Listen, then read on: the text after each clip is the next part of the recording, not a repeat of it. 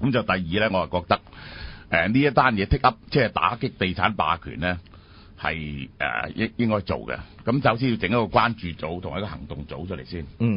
而我係諗到啦，即係最好咧就係有足夠時間呢一個吹雞同埋動員嘅咧，就係5日嗰幾日。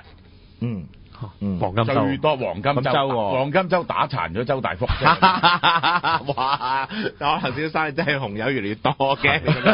我今日講出嚟。今日晏我哋都研究過，即係個紅友其中個二把可能真係新世界。但如果真係新世界，我就好搞笑啊！即係執唔通幕後最後尾落柯打係曾蔭培。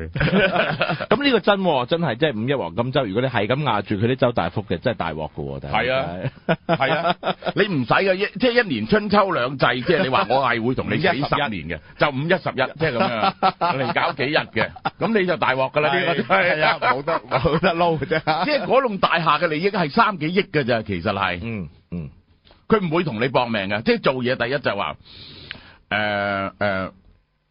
做嘢第一就係話，你而家要即係一個群眾組織要起朵，你就要做啲嘢出嚟，結果係邀到 result 嘅，即係唔好隨便出手啫。啱，我同意呢個，我同意。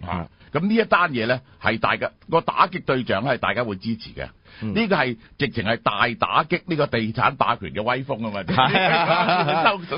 收尾啊嘛，即係咁啊！唔係呢單嘢係幾特別嘅，因為即係以前你話講地產霸權咧，都係講緊譬如買唔到樓啊嗰啲咁樣，就係講地產霸權啫。但係而家根本係一個中產階級同埋呢個地產霸權嘅對抗咁樣咧，咁可能即係嗰個 issue 就特別係即係。啲有趣啲，同埋即係啲人都原來話中產階級原來都係會俾地產霸權即係壓迫嘅喎。即係兩支人啦，一支就反地產霸權喺門口示威啦，即係美孚苦主；一支人咧就大家咧輪住就入去呢個周大福度睇，未開門就喺度等睇呢個界。即係仲早過自由行，係啦，喺門口排隊，排咗隊等。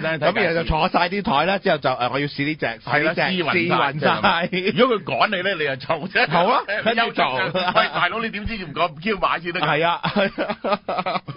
跟住試勻晒咁樣，試勻晒就試到搞得佢即係1個禮拜咁，喂，佢已經唔見咗嗰棟大廈嘅利益㗎啦，我可以話俾你聽，即係咁係。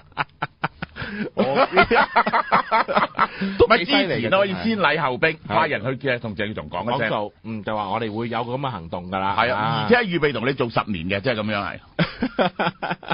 即係你一未起，即係就起好我都有。起好我都繼續㗎啦，即係咁樣係。每逢5、1、11打你個禮拜，即係咁樣係。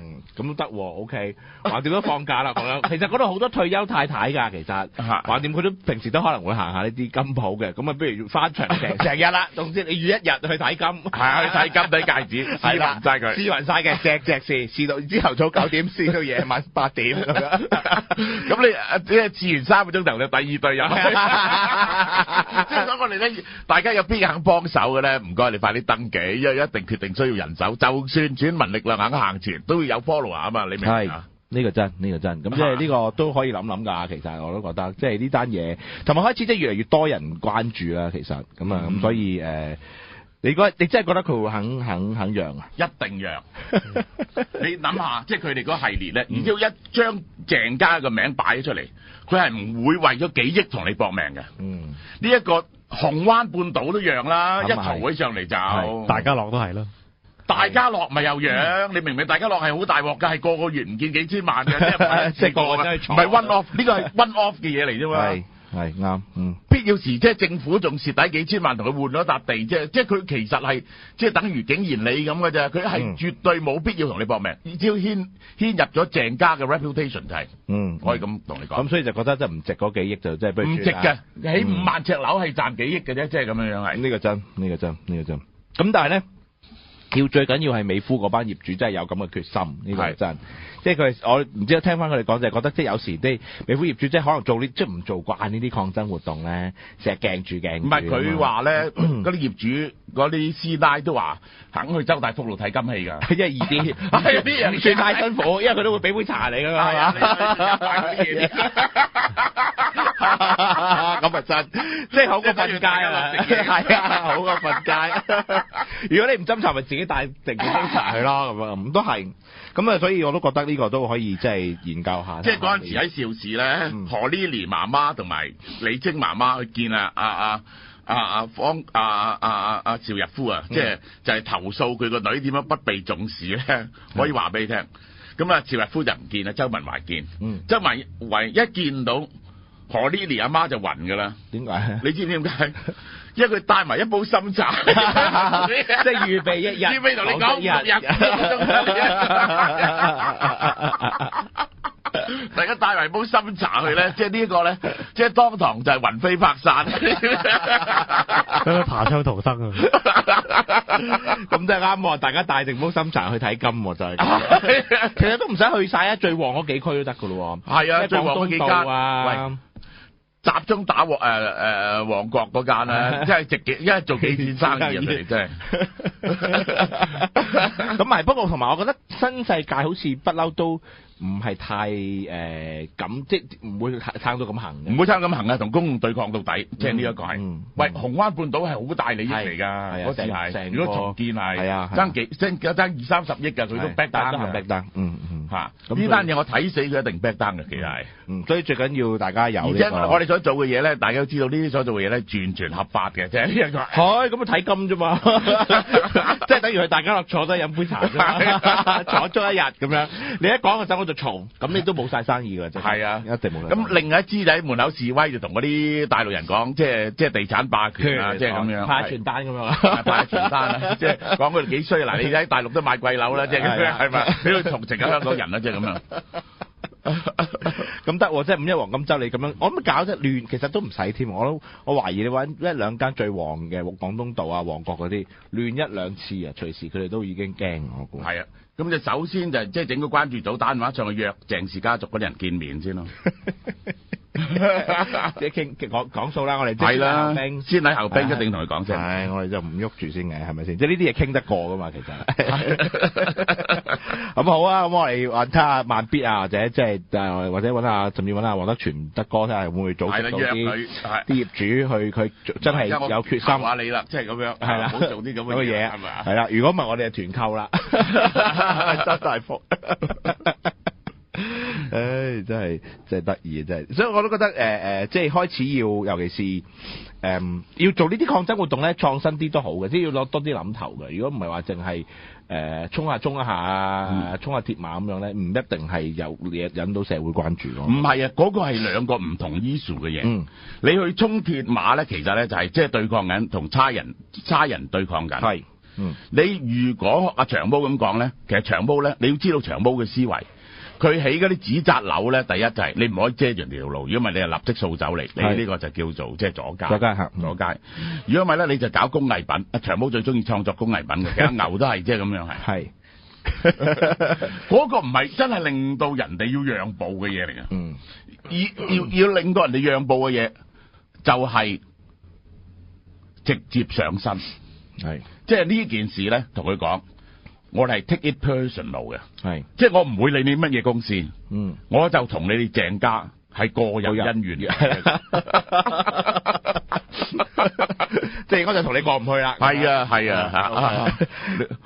啊，咁咧第二咧就係你做一啲嘢係直接到，即係會搞大件事，傷害到對方實際嘅利益啊嘛，即係等於打交咁，喂打交，大佬，既然喺街度打交。咁你梗係要挖眼撩陰㗎啦！你唔係整一啲對方赤嘅嘢，你有咩用先得㗎？即係咁樣係，就唔係講一啲唔應該打交嘅大道理，係咪？等佢唔打你咁啊！喂，你唔可以拜佢哋嗰套 rule 去做嘢，你拜佢套 rule 去做嘢。喂，大佬，你寫信喎，即係佢嗰間嘢係間學公司嚟嘅，即係打到你暈啦，即係呢一個係嘥氣啦，即係咁樣係。唔係，但係我哋咧，其實你如果真係成功做到呢樣嘢，令到佢 back down 嘅話咧，下次啲人就個驚㗎啦，即係地產霸權，因為就知道原來我就係會做啲實質嘢。嗱呢單嘢咧 involve 到即係人網嗰啲，即係呢一個唔係 involve 到美孚。一部分人啦，但係唔係啊嘛，佢其實咧就建立咗個先例喺度打擊地產霸權啊嘛，即係呢一個係大殺地產霸權嘅威風，大殺香港人民嘅志氣，你知唔知啊？哇！啲口號已經現成喺晒度咯。真係好咁啊！之後要研究下呢個係啦，你哋商量下，即係點樣？其實咁就我話啲網友喂大佬，即係大家咁多嘢講，就一定咧就要出嚟呢啲行動咧，要支持下5日咧就用2-3日即係你有得幾百人咧，佢就好大鑊噶啦。其實就係呢一個係啱，你明唔明啊？等佢以為出邊排隊嗰個咁好生意排買金，原來嗰個排隊坐住唔買嘅，都幾好喎呢個諗法。得好嘛，研究下，研究下啦。咁就係呢一個講下嗱呢啲咁嘅問題，即係呢個你講翻最低工資所引發嘅問題先啦。咁而家最低工資就由另一個戰場啦，都已經埋牙要實施啦。咁樣跟住就開始就講究竟嗰啲休息日啦計唔計啦。咁跟住又話有啲僱主就已經開始改合約啦，就本將月薪咧就變日薪制，咁變咗將嗰啲休息時間啊或者飯鐘錢啊嗰啲就全部就 cut 晒佢，咁變翻咧就用翻即係你淨係翻工嗰啲時間先計錢俾你嘅啫。其他時間就唔計28蚊一個鐘，咁變翻咧就令到佢成個月所收嘅錢咧就同之前差唔多咁樣，咁就跟住就當然就即係勞工界就梗係大罵無良啊，又咩冇傾過啊，應該要俾啊咁樣，咁但係佢僱主就梗係走出嚟講話唔係，咁嗰陣時都冇講嘅，咁呢啲梗係唔計㗎啦，嗰陣時已經有個已經有個所謂有個共識，就係呢啲係唔計嘅，咁或者咁跟住政府例牌㗎啦，咁啊出嚟即係耍兩句又話，即係嗰啲合約就總之僱主同埋勞工自己去協商咁就係咁啦。咁首先第一個反應就係我真係完全唔能夠理解，即係呢一個。我同意係。屌嗱聲傾撚咗咁耐，一樣咁撚重要嘅嘢，直接牽涉到個價錢嘅。其實如果你要再內含，我首先佢而家你內含咗飯鐘錢，譬如你規定8個鐘頭一定有一個鐘頭飯鐘錢。咁其實就即係爭咗12.5%。係啊。然後咧1個月就有4日假期，仲有勞工假期添，即係等於5-6日，即係咁樣係。咁啊再多10幾個 percent 喎。係啊。咁其實唔止咁樣嘅喎，即係我都唔明喎，一次過又唔拗埋佢。其實根據勞工法例嚟講，1年仲有7日長薪噶嘛。冇錯，即係勞工假期。係啊。仲有長期服務金噶嘛，薪都係即係咁樣，只要做得夠耐就。係啦。咁呢啲需唔需要內涵咧？即係咁樣係。未知，唔知。喂，我唔明咯，即係咁多人開會講一樣嘢，嗰樣嘢 represent 嘅係乜嘢嘢都唔講清楚，個 definition， 即係講問題首先就講個 definition 噶嘛。係，即係佢哋成日話過，即係有時你長嗰啲，過咗28蚊先啦。但係其實呢啲嘢唔講，就等於你28蚊冇講。係啊，因為根本上成件事都係錢嚟啫嘛，其實係錢嚟㗎。喂，可以咩咁大 difference？呢幾樣嘢我加埋已經係咩幾大 difference？咩30-40%？ 30-40% 㗎啦。咁即係如果加30%稅，即係變咗36蚊㗎啦，最少。咁你真係唔兩件事咯。實際工作嘅時薪就變咗就係36-37蚊，即係咁樣。係啦。咁就已經係兩個唔同嘅討論嚟嘅，因為其實一路拗緊，又話咩33啊、28啊、23啊咁樣，原來其實都冇拗一個最關鍵呢啲，其實會影響成個數咁大嘅一啲 factors。你而家唔係爭幾個 percent 啊嘛，係爭幾廿個 percent 啊嘛。係啊，可以唔講，即係你要拗一樣嘢，人工係幾多？喂，未曾開始拗人工，就先拗講定義，因為咧係冇意思嘅，即係呢樣嘢，我真係唔挑明嘅，即係成班人可以廢柴得咁犀利嘅，即係呢一個係。其實兩邊都廢柴過，即係你講真嗱，你政府我唔知佢政府係有心定無意，就話我唔改僱傭條例嘅，因為我會唔牽涉改變僱傭條例。咁啊，亦僱傭條例冇特別講呢啲咁樣嘅定義噶嘛，咁所以咧就即係就令到佢特登模糊啦。但係你勞工界嘅，即係你講明28蚊，其實你要知道究竟你係想要啲咩噶嘛？即係譬如你肯過嗰28蚊，咁你都唔知原來完全又唔知要啲咩，咁到時而家話俾人呃咗啦。咁而家有出嚟嘈，咁其實即係你完全係爭取最低工資不力㗎喎。如果你問我，我覺得即係雖然講真，蕭生龍我都反對最低工資㗎啦。咁但係而家你當係有件事你要去爭取啦，你俾你爭取到28蚊，即係原來都唔係嗰件事嚟嘅其實。咁你想點先？即係我勞工界我都覺得好有責任㗎。我真，你唔係應該已經晨早已經確定嘅咩？呢啲要計。如果唔係我28蚊一定唔過，咁應該咁講㗎，係咪先？所以我唔明其實，咁同埋仲有好多好奇怪嘅說法嘅，即係有時我覺得係咪有啲即係唔一定係勞工界啱晒，譬如有啲人而家話我5月啲僱主拖到去4月1號請嘅咧，仲係低人工，5月1號先至加翻上去，咁點解你唔俾人哋咁？呢條法例真係5月1號先實行噶嘛？跟住話，你啲僱主冇咁無良啦，4月1號就應該要俾埋人啦。哇！咁如果係咁，不如你 back day 唔係嗰個問題咧，我嗰啲問題咧，我都話俾你聽。到最後嚟講，既然大家咁主張行最低工資，唔行最低工資咯。但係而家想發生嘅問題咧，我一早就同大家講咗。首先第一，而家咧大家睇下 K 寶咧逐集講緊。第一就係洗頭仔，即係咁樣。係嗰個友話我唔 Q 你啊，總之就唔俾㗎，因為因為實在太貴啦。係啊，即係個洗頭嗰嘢冇理由咁多錢㗎，即係我哋。即係你就至多拉過嘅啫，咁都係㗎。不過佢而家嚟學師喎，即係咁樣。係可以講俾大家聽，喂呢啲咁嘅法律上呢啲勞務嘅定義啊，係爭幾遠，就係變靚啲咧。其實咧喺最後嗰年啊，你要知道我哋請嗰啲顧問咧，佢就去 sell 咗之後就有個 percentage 㗎嘛。係即係傭啫，係咪？係有個傭㗎嘛。咁好啦，到最後呢一個終審法庭個高院就判咗。佢嗰啲假期入邊係要出翻，要計佢成年嘅總收入，而唔係計人工。我哋賠咗700萬啊，即係咁樣係。咁好犀利喎！係啊，哇，係咁緊要。所有人要補翻晒啊！咁耐以來係。喂，呢啲咁嘅定義一喐咧，就變成咗咁樣噶啦。咁啊，其實即係我唔知佢法庭點解咁判咧，但係聽落去又唔係好通喎。即係點解個傭會係屬於假期？嗱，我即係咁樣。佢話有薪假期咧，係你就要補翻佢原本假期可以賺嘅錢。係 OK。當成年攤翻開佢，然後計翻幾多日，佢幾多日假期咧，你就連嗰啲 commission，佢冇做到，即係佢冇做到生意，都要當佢會做到嗰個 commission。係啊 ，OK，咁一出現一個問題，我簡單啲講俾大家聽。呢個大家明知咁樣嘅問題咧，即係 K 寶講咗，有個阿伯話：而家炒咗我噶啦。呢個你明知會發生嘅，呢啲嘢。明知㗎，係啊。呢啲嘢一定會發生啊！有啲網吧話：喂，我請緊啲人嚟 form 3嘅啫，啲經理都係1萬蚊。如果咁樣咧，佢哋就嚟貴人工嗰啲經理。係啊，係。咁咧，我就直接執咗5間佢，即係咁樣。係啊，呢個亦都係晨早都已經估到㗎啦，其實。咁因為有啲人咧就話：我就算如果俾到咧，我要求個 qualification 都唔係咁樣咯。係。我即係本來我請開 form 3嘅，我就揾個 form 7嘅去做，咁都好啲啊，係咪先？要俾成6-7千蚊咁樣，即係會係咁樣啦。係啦。咁所以話咧，呢啲嘢一發生咧，唔係話呢啲嘢，你話呢啲嘢咧唔會發生就唔會發生，即係而呢啲嘢咧係必定發生，咁樣係到最後嚟講係，只不過係比例嘅多少問題。嗱，我講俾你聽，一定有一部分人係因此失咗業，係一定啦，一定有一部分人咧就係轉咗請啲叻啲嘅人，係啊，冇錯，係啦，而係我估大部分，6-7成度咧係轉咗俾嗰啲消費者負擔，係嗰個僱主咧係唔會負擔嘅，即係佢加價，譬如話，即係成個快餐行業都，成個精緻行業，政府咪要加價俾你？係啊，因為你冇咁樣唔得啊嘛，咁於是大家一齊加，咁於是咧就係最弱勢嗰啲咧，佢就會執咗啦，最 manage 得唔好嗰啲，其他嗰啲咧，佢起碼要到某個程度，咁於是咧大家一齊加價，咁我問你，大家一齊加價。嗰個僱主其實都係保持佢嗰盤生意，就咁樣做。咁於是咧加價之後咧，就邊啲人負擔咗咧？無端端係俾錢嗰個咯。一般嚟講係最窮嘅人負擔咗。哦，係啊，因為佢要買即係嗰啲嘢貴咗嘛。譬如你快餐店，佢最窮嘅人就係食快餐店。食快餐店。咁但係快餐店最付唔起喂。豪宅就用第一太平啊，用康莊靚嗰啲咩嚟做啊？俾唔起最低人工，因為請個阿伯嗰啲就冚唪唥係最窮嗰啲地方啦。冇錯。結果係窮人津貼窮人喎，呢個奇怪喎。結果就如果你要 keep 住請嗰啲看更咧，嗰個管理費就要加啦。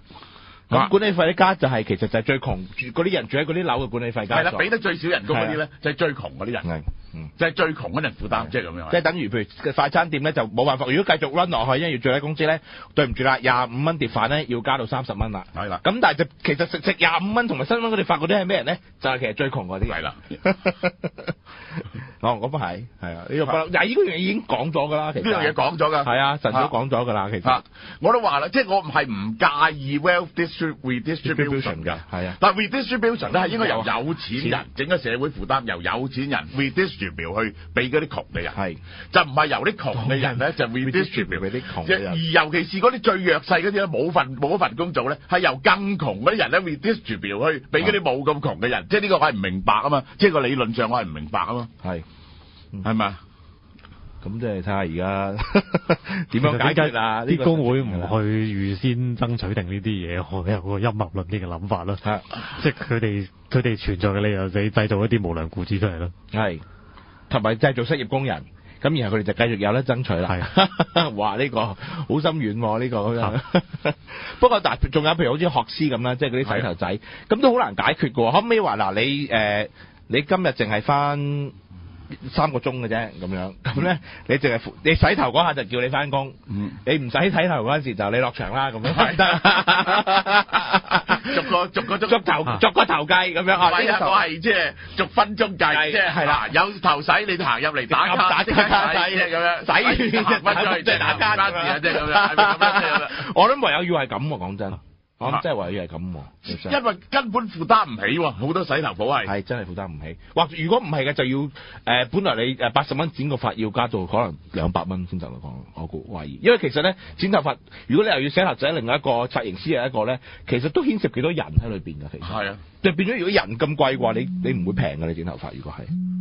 咁但係大家願唔願意俾一個咁嘅價錢？你唔可以叫佢俾學費就得喎，即係佢一定咧，即係如果你俾唔足咧，我就舉咗個例啊，即係你要豁免咧，一定係要註冊咗嘅學徒先得喎，即係呢一個係咪啊？係啊，有個 system 嘅，你首先去政府搞到註冊學徒制出嚟先啦，即係咁樣。呢個洗頭仔係洗頭仔 OK， 註冊洗頭仔係 OK。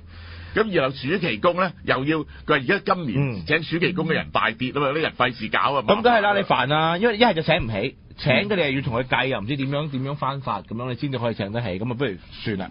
咁其實變咗亦都令咗，其實之前先生你都有講嘅，就係令到有啲想學一啲技能嘅人冇辦法進入到嗰個職場，因為呢個最低工資嘅門檻。係啊。咁呢個即係尤其是咧，即係呢一個咧係干擾嗰個合約咧，係令到社會整體嘅財富減少嘅，即係呢一個係絕對係即係呢個現實就係咁樣樣，但係大家贊成嘅即係去做，咁呢個等於而家所有人都贊成，即係嗰日琴日陳淑莊上嚟，即係我唔喺度啫嘛，即係我想問下佢，即係公民黨贊成黃紅嗰個即係呢個嘅全民退休保障係。有人計晒條數出嚟嘅，如果全民退保照足佢哋計劃去行，即係而係嗰啲老人家有6000蚊嘅只需要，咁咧我哋過得20年咧就要30% 嘅即係 income tax 同埋 profit tax 㗎。咁呢個係 David Webb 計出嚟嘅，係咁佢哋又唔同嘢，佢哋就話我哋要3000蚊啫嘛，唔使咁煩嘅咁。3000蚊係冇乜意義啊嘛，其實係，因為而家咧就呢個雷鼎明又計條數出嚟，而家已經有1000啊嘛，已經係。係咁嗰個只係加多2000嘅啫，其實只係加多2000㗎，加多2000咧嗰個代價係幾多？佢計個強積金嗰個嘢拎出嚟嗰條數之後咧，佢一個如果正常揾萬零蚊嘅人一路到退休咧，佢就唔見100幾萬，因此係。係嗱，不過呢個蕭生有機會有時間再討論啦。我都睇咗雷鼎明嗰篇文嘅，我覺得佢啲數字都唔係幾 comparable 啊，即係數字與數字之間，所以我自己會再做啲 study 咧，咁啊可以再研究下。咁但係我覺得基本嗰個討論就係，實際你冇辦法話俾人聽你要供，但係我攞嘅錢係一樣。係啊。咁你就一定咧，即係你唔好講話世代即係 intergeneration 嘅 subsidies，你淨係自己點解我要供呢個2.5，你冇供呢個2.5，我就都係要攞翻咁多錢咧。咁呢樣嘢你係實在冇辦法係令到人係說服到嘅。反而你話我係收稅嘅，即係用成個 general revenue 咁去比咧，你冇咁覺第一。第二就係你覺得呢個都係一個財富分配，但係如果你話到明我係要供2.5，你唔使供2.5，但係大家係為咗呢筆錢去攞呢個咧，實在係冇辦法同意㗎。其實呢個係，因為你講到明你有做我冇供都一樣攞咁嘅錢嘅，哇！即係大家叫救命都似我。唔係，我覺得即係完全解釋唔到㗎，即係呢一個係，即係點解有啲人係要供，俾嗰啲唔供嘅人有嘢做嘅人？呢個你答我呢個問題，即係呢一個係完全係答唔到嘅，呢一個冇辦法㗎。其實即係喺政治上實在一講出嚟咧，你嗰個唔公平嘅感覺一強咧，你就一定通過唔到，你甚至聚焦唔到個民意添嘅。即係我成日覺得你就算想推行全民退休保障嘅話咧，都唔能夠用呢個咁樣嘅方案㗎。我覺得實在係，所以不過呢個可以繼續慢慢討論。咁就第二就係大家睇見咧，就去到城市論壇咧，結果所有人都係講負入息稅啫。咁點啊？咁啊，林本利就話，即係你覺得應該點啊？佢話嗱，最低工資嘅嘢結果實行就係咁樣樣㗎啦，即係咁樣。咁佢話。咁有咩辦法？咁啊，即係試下行負入息稅啊！咁在幾個所謂嘅專家都話，咁我哋應該係考慮下行負入息稅喎。喂，凡負入息稅係保護所有人，有一定嘅收入，有一個尊嚴嘅生活，呢個係個 basic 嚟嘅。係。然後咧，盡量你中意做嘢嗰啲人咧，就盡量去做嘢，你明唔明啊？冇錯，你盡量去做嘢，咁係會增加社會嘅財富嘅。我要講一個謬論咧，就係即係做嘢咧係一定要夠生活，呢樣嘢咧並冇如此必要。係即係舉一個例，即係一個家庭主婦，佢30幾年都唔做嘢，湊大個仔已經中學畢業，佢而家開始去做嘢，你明唔明啊？佢要 re-enter 嗰個市場啊嘛，佢老公係一向養緊佢噶嘛，咁嗰個同最生活需要有咩關係咧？佢原本都要生活噶嘛，即係呢一樣嘢係啱唔啱啊？你又唔俾佢做啊嘛？而家問題係變成咗犯法啊嘛，即係咁樣係。就等於一個後生仔，佢父母係養緊佢噶嘛，佢試下去做，你明唔明啊？試下工咁樣，試下工啊，對佢對社會都有好處啊嘛。點解佢做同埋請佢做嗰個嘢變咗犯法咧？即係咁樣係。但換句話講，最低工資變成咗係幫副入息稅鋪路嘅。假如果副入息稅最後真係行到嘅話，但我又覺得呢個都唔係咁容易啦。即係你推行咗呢個最低工資呢條法例，你要取消佢真係好難㗎喎。你知嗰啲勞工界，你覺得呢啲嘢，你中意行副入息稅就行啦，但係都要有最低工資。佢一定係咁講。唔係即係反對副入息稅嗰啲人，對到最後嚟講咧，我其實想講呢個古仔好耐。呢個無論包括喺呢一個講呢一啲嘢嘅問題，又或者係嗰啲新移民，究竟應唔應該有6000蚊嘅問題？我講個故事俾大家聽。你有冇讀聖經啊？有嗰時有讀，唔係好記得噶啦。菩提園嘅故事你有冇聽過？我唔記得晒噶啦。我講呢個嗰啲人應唔應該有錢？18歲以下嗰啲應唔應該有錢？喂，呢個就係耶穌講菩提園嘅故仔。佢話有個菩提園嘅主人咧，佢朝頭早5點鐘就去市場嗰度，邊個幫我摘菩提子？我就出5個銀幣俾佢。咁佢有啲人去做咗咯。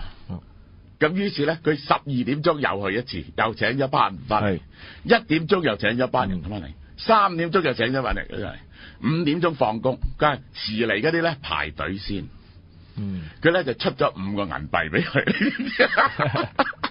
咁然後咧，佢咧原來咧嗰啲人早嚟嗰啲咧，佢諗住咧，我係咪應該多啲啊？原來佢一路出，每個人都出5個銀幣。你明唔明啊？咁嗰啲人咧喺度嘈啊。嗰菩提園主人耶穌話：喂，我有冇俾少到你先？我俾你係 according to 我應承俾你嘅嘢。我冇俾少到你啊嘛！你而家即係本土力量嗰啲人就咁，你唔係你冇咗嗰6000蚊，你係唔肯俾人哋有嗰6000蚊，你明唔明啊？喂，你咁樣，你有冇我有冇對你唔公平啫？我冇對你唔公平，不過我對佢仁慈啫嘛，即係咁樣，係嘛？呢一個咧，耶穌咧就講咗一句即係說話，即係佢話 ：In Kingdom of Heaven, the first would be the last, and the last first。即係你如果係進入天堂咧，你歸善咧係無先後之分嘅。你唔能夠話屌啦，即係我出世就洗禮，佢咧就臨 Q 死先洗禮，即係佢個天堂咧應該係冇撚咁勁，即係差啲嘅個天堂係住一個差啲嘅天堂，即係根本咧屌啦，即係你自己攞咗6000蚊，政府其他嗰啲錢都唔會俾你嘅，但係你就唔係，你就唔撚咗就嚟攞，即係咁樣。其實好多工會嗰啲人都係咁，其實咧佢哋係反對副入息稅咧，就因為驚益咗啲僱主啊，即係呢個真係好撚神奇嘅。情願嗰啲人冇錢都唔肯益啲僱主，即係咁樣係。佢成日覺得應該要僱主要承擔呢一個咁樣嘅財富分配嘅呢個責任咁樣。係啦，但係其實就如果你副入息稅咧就咁佢咪唔使俾錢咯，咁佢咪唔使養窮人咯，哇咁咪好着數要政府養。但係其實實在嗰個討論都唔係咁樣，個冇討論都唔係咁，因為到最後嚟講咧，你發現咧，即係呢個金融風暴之來咧，即係僱員嘅人數咧就係大概僱主嘅6-7倍到香港係，但係跳樓嘅比例咧就一樣嘅，即係僱主同僱員一樣咁多人跳緊樓嘅。係啊，同埋其實呢個最低工資咧，其實你係講真咧，你係針對緊一啲其實係唔係賺得咁多錢嘅老闆嘅啫，其實係啊，真真正正賺大錢嘅老闆咧，係完全唔受呢件事嘅影響嘅。完全冇關係。即係佢嗰啲，即係呢一個capital intensive 嘅公司，係唔會受呢啲嘢影響。即係你係嗰啲捱得好慘，捱得好慘，啱啱緊喺嗰個賺錢邊緣嗰度咧，就真係俾你玩死啦。而嗰啲講真，不喺賺錢邊緣嗰啲，從來都唔係賺好多錢嗰啲大商家嚟嘅，唔係你想針對嗰啲人嚟嘅。其實佢都可能過啲好普通。唔係阿長毛都係咁講㗎，我都話喂，咁如果嗰度有即係捱尾執咗咁啊點咧？佢話長毛抵佢死啦咁，唔係，就算你抵佢死都好，喺佢嗰度做嘢嗰啲人又如何咧？我問你，嗰啲人又抵死啊！唉，咁所以就呢個問題都講唔完㗎啦。不過即係暫時又係咁啦嚇，咁啊繼續睇下事態點樣發展。